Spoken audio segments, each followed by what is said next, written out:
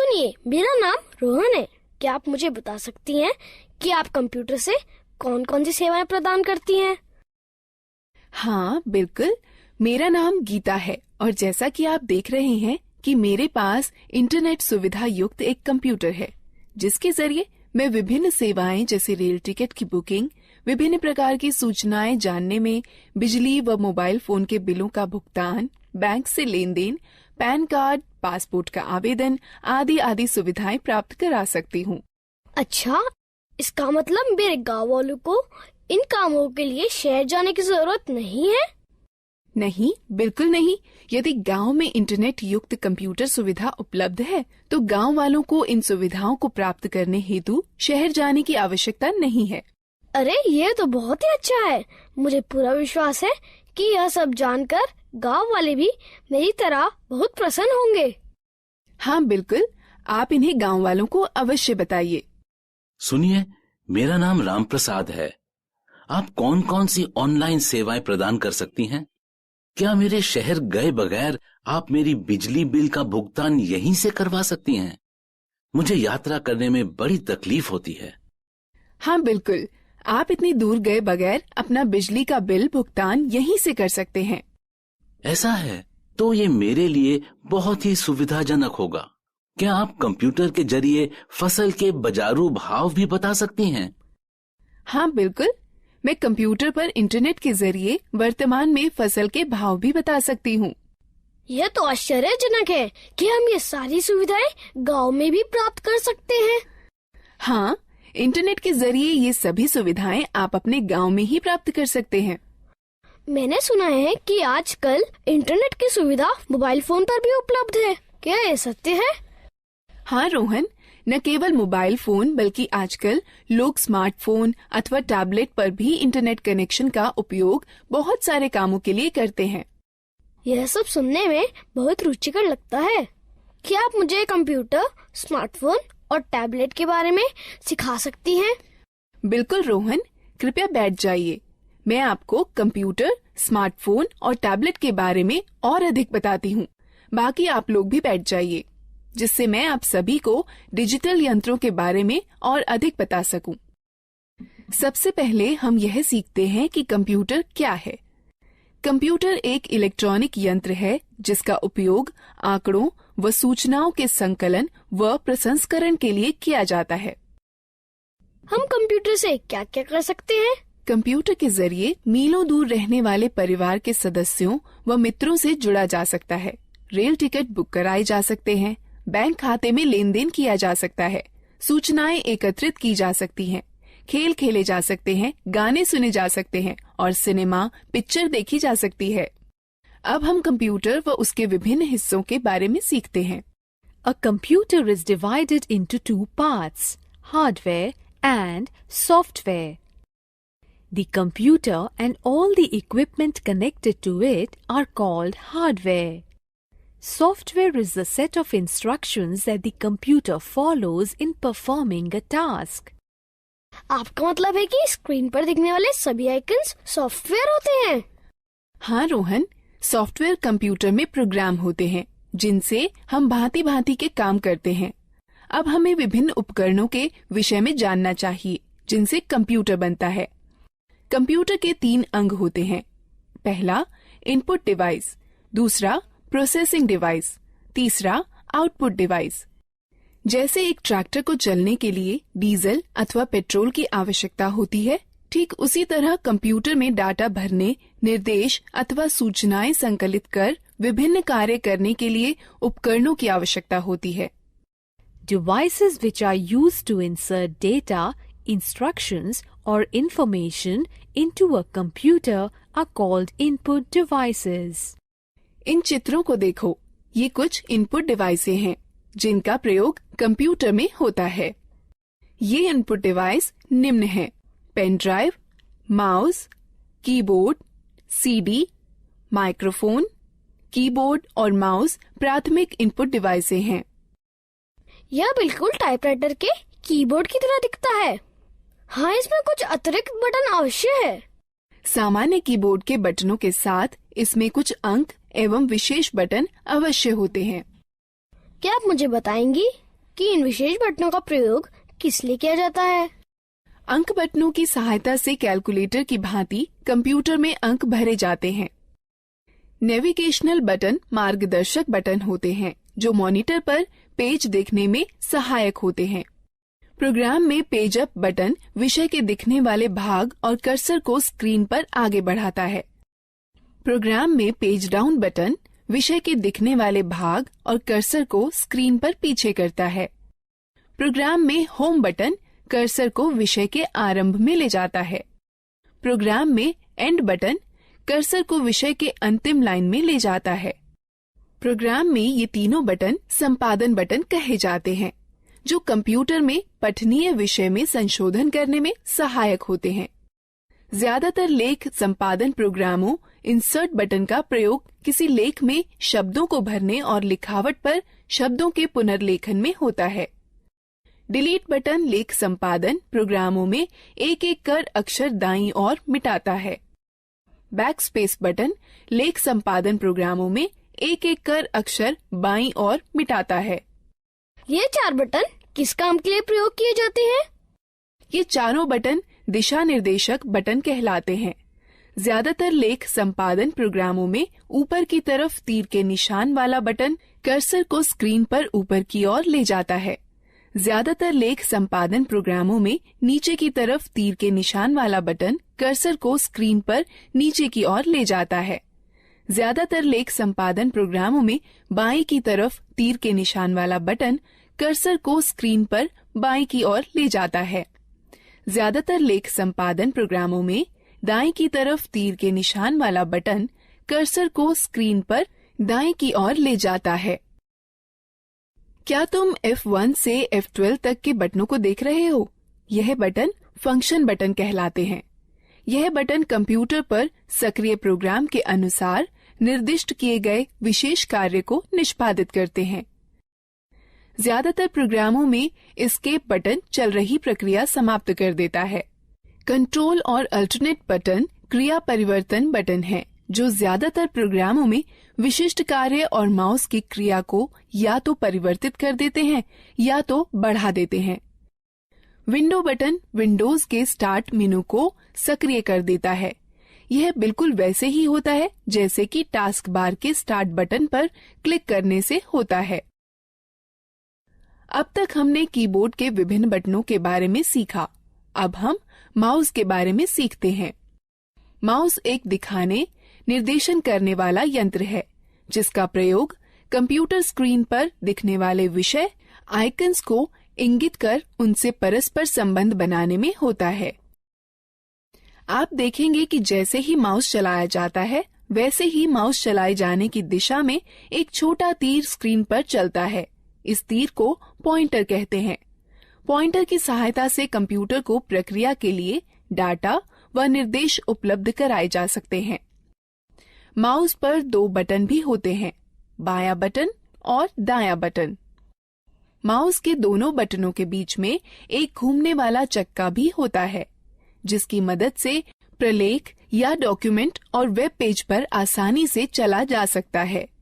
ये माउस द्वारा किए जा सकने वाले कुछ कार्य हैं। माउस के बाएं बटन को एक बार दबाकर स्क्रीन पर किसी प्रोग्राम को चुना जा सकता है।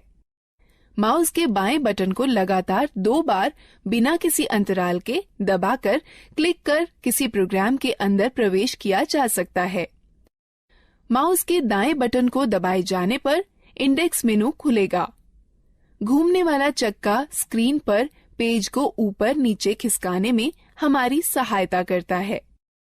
जिस तरह दानों से भूसी निकालने या गेहूं को पीसने में ग्राइंडिंग मिल एक प्रोसेसिंग मशीन की तरह काम करती है, उसी तरह कंप्यूटर में वह यंत्र जो डाटा संग्रहण और संरक्षण को नियंत्रित करते हैं वह प्रोसेसिंग डिवाइस कहलाते हैं। कंप्यूटर प्रोसेसर या सीपीयू प्रोसेस की जाती है, फिर कंप्यूटर की मेमोरी या आरएएम में संरक्षित की जाती है। जिस तरह दानों से भूसी निकालने या गेहूं को पीसने में ग्राइंडिंग मिल एक प्रोसेसिंग मशीन की तरह काम करती है, जिस तरह अनाज और भूसे को अलग अलग करने वाला थ्रेशर एक आउटपुट मशीन है, उसी तरह कंप्यूटर के साथ परिणाम को दिखाने के लिए जो यंत्र प्रयोग में लाए जाते हैं उन्हें आउटपुट यंत्र कहते हैं। मॉनिटर एक बहुत ही सामान्य आउटपुट यंत्र है। मॉनिटर स्क्रीन है जिसका प्रयोग आउटपुट जैसे शब्दों, अंकों व चित्रों को देखने में होता है। मॉनिटर दो तरह के होते हैं, कैथोड रे ट्यूब और flat panel display. Printer computer से प्रसंस्कृत डाटा लेता है जिसे सॉफ्ट कॉपी कहते हैं और उसे छापकर निकालता है जिसे हार्ड कॉपी कहते हैं।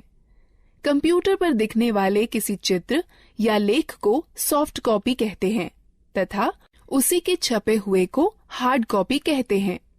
प्रिंटर तीन तरह के होते हैं, इंकजेट प्रिंटर, लेजर प्रिंटर और डॉट मैट्रिक्स प्रिंटर। स्पीकर एक आउटपुट यंत्र जिसके द्वारा हम आवाज सुनते हैं। स्पीकर के बिना हम गाने अथवा आवाज विषयों आदि को सुन नहीं सकते। हेडफोन कंप्यूटर से आवाज आउटपुट देता है। ये स्पीकर की तरह होते हैं किंतु इन्हें कानों पर पहना जाता है, इसलिए एक समय में केवल एक ही व्यक्ति आउटपुट सुन सकता है। प्रोजेक्टर एक आउटपुट यंत्र है जिससे किसी लेख या चित्र को समतल स्क्रीन पर दिखाया जाता है। अधिकतर प्रोजेक्टर का प्रयोग सम्मेलनों में या प्रस्तुतिकरण में होता है जिसके द्वारा प्रदर्शित होने वाले कई लोग एक साथ देख सकते हैं। अब तक हमने कई तरह की इनपुट प्रोसेसिंग व आउटपुट डिवाइसों के बारे में जाना है। अब हम लोग मजेदार गतिविधि में भाग। प्रत्येक प्रश्न के लिए सही विकल्प चुनें। सही है, अच्छा प्रयास।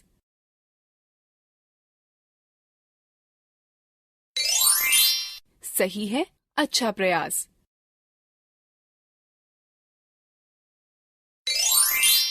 सही है, अच्छा प्रयास। सही है, अच्छा प्रयास।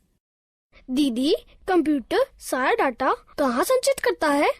जिस तरह तुम्हारा दिमाग बहुत सी आवश्यक चीजों को याद रखने में तुम्हारी मदद करता है, उसी तरह कंप्यूटर डाटा संचित करता है जिसे कंप्यूटर मेमोरी कहते हैं। कंप्यूटर की मेमोरी दो तरह की होती है, प्राथमिक अथवा मुख्य मेमोरी और द्वितीयक मेमोरी। मुख्य प्राथमिक मेमोरी बहुत तेज है, इसे रैम कहते हैं। इसका अर्थ रैंडम एक्सेस मेमोरी अथवा रैम होता है। कंप्यूटर की गति रैम पर निर्भर करती है। डाटा और निर्देश मुख्य मेमोरी में संचित रहते हैं, जहां से ये प्रोसेस कर रिजल्ट प्राप्त करने के लिए सीपीयू में पुनः प्राप्त किए जा सकते हैं। रैम वह मेमोरी होती है जहां सारे प्रोग्राम संचित किए जाते हैं। कंप्यूटर की गति रैम पर निर्भर होती है।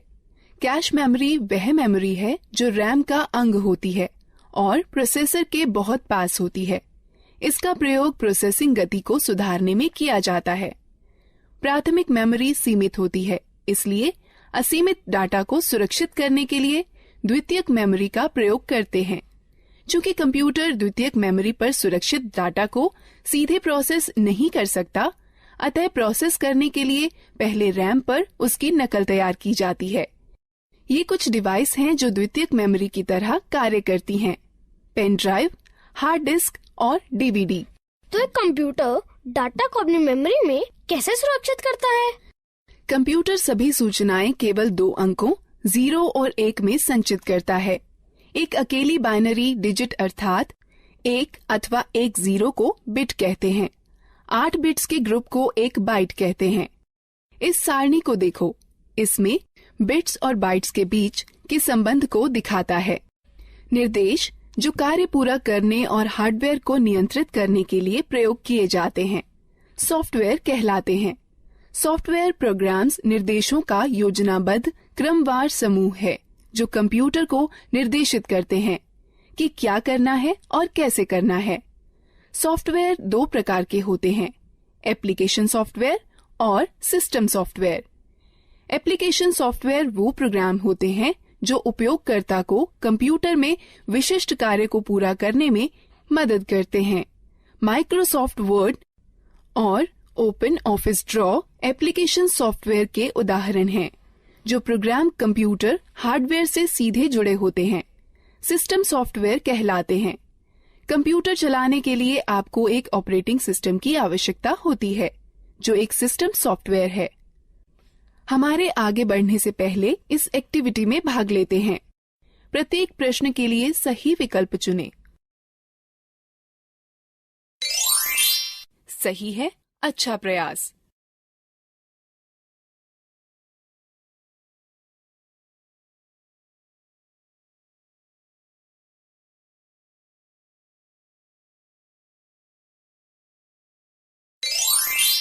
सही है, अच्छा प्रयास। गीता, ये सब रुचिकर है। मैंने पहले कभी भी कंप्यूटर नहीं चलाया है। क्या तुम मुझे बता सकती हो कि कंप्यूटर कैसे स्थापित किया जाता है और कैसे चलाया जाता है? अवश्य चाचा, मैं सब कुछ समझा दूंगी। सबसे पहले मैं आपको कंप्यूटर के विभिन्न अंगों से परिचित कराती हूँ। यह मॉनिटर है।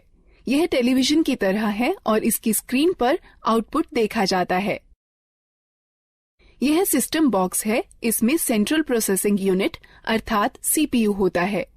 यह सीपीयू ही कंप्यूटर का मुख्य दिमाग होता है। यह कीबोर्ड और माउस हैं। यह दोनों इनपुट डिवाइस हैं, जिसके द्वारा कंप्यूटर में डाटा भरा जाता है। कंप्यूटर को जोड़ने के लिए सबसे पहले उसे मेज पर रखिए। तब सिस्टम बॉक्स के बगल में मॉनिटर रखिए। सिस्टम बॉक्स के पीछे का भाग देखिए। इसमें विभिन्न डिवाइसें जोड़ने के लिए खांचे बने हैं, जिन्हें पोर्ट कहते हैं। अब इस तरह से मॉनिटर सिस्टम से जोड़ा जाता है। सिस्टम बॉक्स वीडियो पोर्ट को वीजीए पोर्ट कहते हैं। इससे मॉनिटर को जोड़ने वाले तार को वीजीए केबल कहते हैं। वीजीए केबल के एक सिरे को सिस्टम के वीजीए पोर्ट से तथा दूसरे को मॉनिटर से जोड़ा जाता है। कीबोर्ड दो प्रकार के कनेक्टर वाले होते हैं, PS2 कनेक्टर अथवा USB कनेक्टर। कीबोर्ड को कनेक्ट करने के लिए उसके कनेक्टर को सिस्टम के उपयुक्त पोर्ट में जोड़ा जाता है।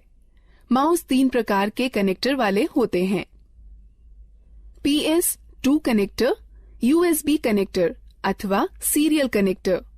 माउस को कनेक्ट करने के लिए उसके कनेक्टर को सिस्टम के उपयुक्त पोर्ट में जोड़ा जाता है। उसी तरह यदि आप प्रिंटर को जोड़ना चाहते हैं तो उसके कनेक्टर, जो इन दो में से किसी एक प्रकार का हो सकता है, समानांतर पोर्ट अथवा USB पोर्ट को सिस्टम के उपयुक्त पोर्ट में जोड़ दें। अब हम कंप्यूटर को बिजली के मेन बोर्ड से कैसे जोड़ सकते हैं? कंप्यूटर 2 बिजली सप्लाई के तारों के साथ आता है। एक बिजली सप्लाई तार को सिस्टम यूनिट के बिजली सप्लाई प्लग में तथा दूसरे तार को मॉनिटर के पोर्ट से प्लग करें। उसके बाद दोनों तारों को बिजली के पोर्ट से या UPS से जोड़ें। क्या आप हमें दिखा सकती हैं कि कंप्यूटर को कैसे जोड़ते हैं? बिल्कुल। कंप्यूटर चालू करने के लिए निम्न कार्यवाहियों का अनुसरण करें। पहले सिस्टम यूनिट व मॉनिटर दोनों की बिजली सप्लाई चालू करें। तब सिस्टम यूनिट का पावर बटन दबाकर उसे चालू करें व मॉनिटर का पावर बटन दबाकर उसे चालू करें। अब कुछ क्षण इंतजार करें और देखें कि मॉनिटर पर डिस्प्ले आने लगा है। इसे बूट स्क्रीन कहते हैं।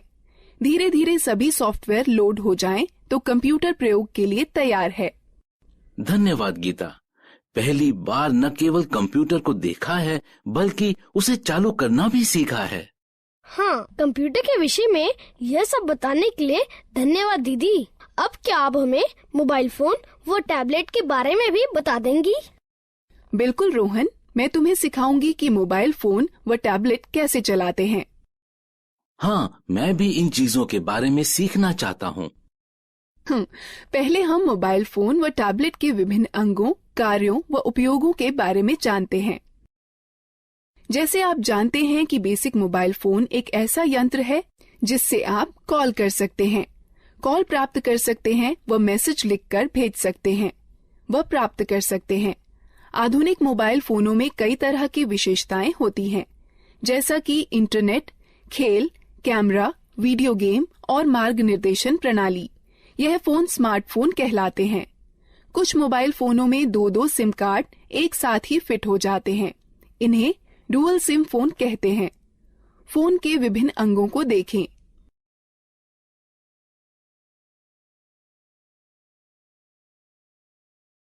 गीता, क्या तुम मुझे दिखा सकती हो कि फोन में सिम व बैटरी कैसे डालते हैं?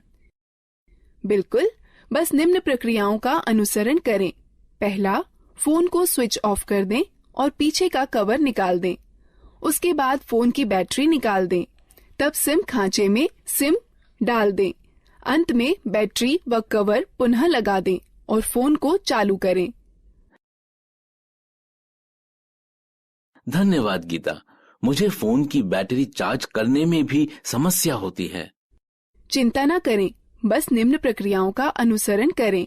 पहला, चार्जर को दीवार पर बिजली के बोर्ड में लगाएं। तब चार्जर को फोन में लगाएं। कुछ समय बाद जब मोबाइल बैटरी फुल दिखाए तो पहले चार्जर को फोन से निकालें, फिर दीवार से निकालें। मैं आपको सिखाती हूँ कि फोन के बटनों को लॉक व अनलॉक कैसे किया जाता है। हमें बटनों को लॉक क्यों करना चाहिए? चाचा, जब आप लंबे समय तक फोन का प्रयोग न कर रही हों तो उसे लॉक करके रखना अच्छा होता है। इसकी यह प्रक्रिया है। फोन लॉक करने के सिलेक्ट मेन्यू पर जाइए और स्टार बटन दबाइए। अब ये लॉक कैसे खुलेगा? इसे खोलने के लिए फोन का अनलॉक बटन दबाइए और तब स्टार बटन दबाइए। मेरे पास ये नया मोबाइल है और मुझे यहाँ तक नहीं पता है कि इसकी विशेषताएं कैसे देखें। आप अपने मोबाइल की विशेषताएं देखने के लिए पहले मेनू आइकन छुएं या मेनू बटन दबाएं, जिससे फोन के सारे फीचर दिखाई पड़ने लगेंगे। और पीछे जाने के लिए पीछे आइकन को छुएं या बटन को दबाएं। पुनः आरंभ में जाने के लिए होम आइकन को छुएं या बटन को दबाएं। बेसिक फोन अथवा टच स्क्रीन फोन रिंगटोन घंटी बदलने के लिए निम्न प्रक्रिया अपनाएं।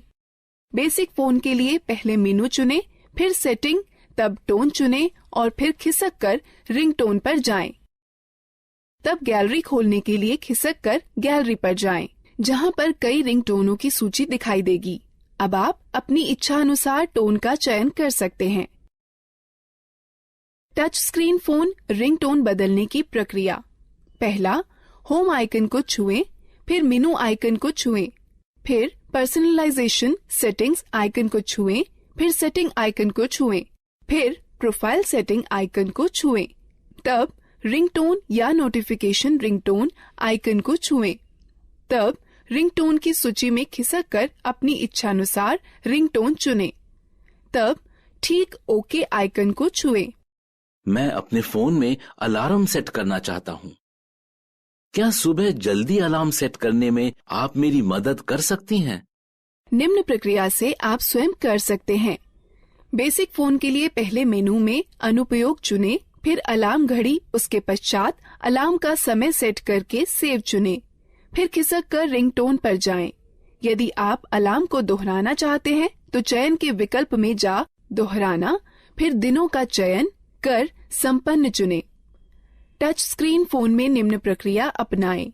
पहले मेनू को छुएं, तब घड़ी को छुएं, तब अलार्म को छुएं, अलार्म का समय सेट करके सेव चुनें। दीदी, क्या आप हमें टैबलेट के बारे में बता सकती हैं?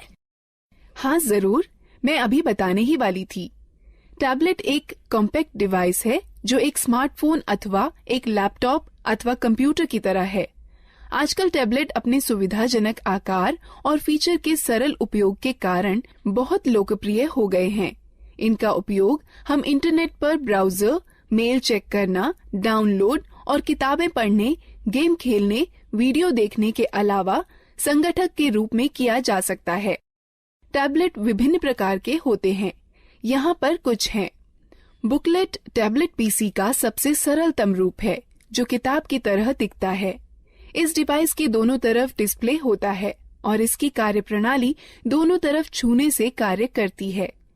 यह हस्तलेख को पहचानने वाला सॉफ्टवेयर होता है, जो तुम्हें स्क्रीन पर वैसे ही लिखने की अनुमति देता है जैसे कि आप पेपर पर लिख सकते हैं।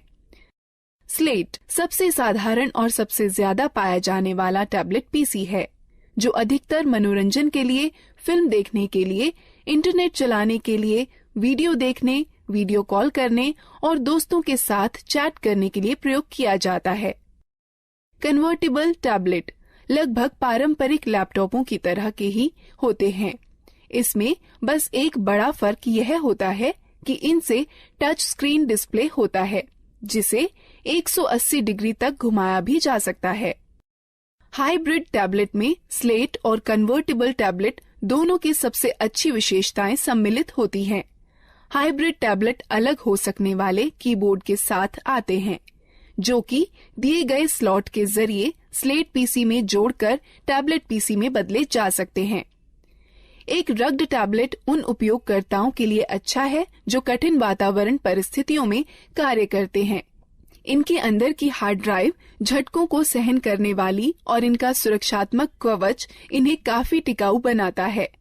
यह एक बात आपके लिए ध्यान में रखना अति आवश्यक है कि प्रथम बार इनका उपयोग करने से पूर्व इनकी बैटरी को कम से कम 6 से 7 घंटे चार्ज करना चाहिए, जब तक कि बैटरी पूर्ण रूप से चार्ज न हो जाए। हम बैटरी कैसे चार्ज करते हैं? इन चरणों का अनुसरण करो। पहला, केबल को चार्जिंग हेड में लगाएं और प्लग को स्टैंडर्ड एसी पावर में लगा दें। डिवाइस अपने आप चार्ज होने लगती है। डिवाइस के पूरा चार्ज होने के बाद चार्जर को प्लग से हटा देना चाहिए। डिवाइस में ऊर्जा संरक्षण हेतु पावर सेव बटन को दबाकर स्क्रीन को बंद किया जा सकता है। स्क्रीन को पुनः चालू करने के लिए यह प्रक्रिया दोबारा करें। डिवाइस को बंद करने का सही तरीका क्या है? जब आपको डिवाइस बंद करनी हो तो निम्न चरणों का अनुसरण करें। पहले, पावर बटन को कुछ क्षण के लिए दबा कर रखें। तब टैबलेट को बंद करने के लिए मेनू खुलने पर दिखाई देगा। तब पावर ऑफ पर टच कर डिवाइस को बंद करें। एक टैबलेट की होम स्क्रीन एप्लीकेशन फंक्शन मेनू के लिए स्टार्टिंग पॉइंट है। आप अपनी होम स्क्रीन को एप्लीकेशन आइकन्स शॉर्टकट फोल्डर को जोड़ करके कस्टमाइज कर सकते हैं। अतिरिक्त डिस्प्ले स्क्रीन के लिए स्क्रीन को दाएं अथवा बाएं खिसकाएं। तो तुमने सीखा कि कैसे लैपटॉप, कंप्यूटर, मोबाइल फोन और टैबलेट को इस्तेमाल करते हैं। अब हम इस प्रक्रिया में भाग लेते हैं। प्रत्येक प्रश्न के लिए सही विकल्प चुनें। सही है, अच्छा प्रयास।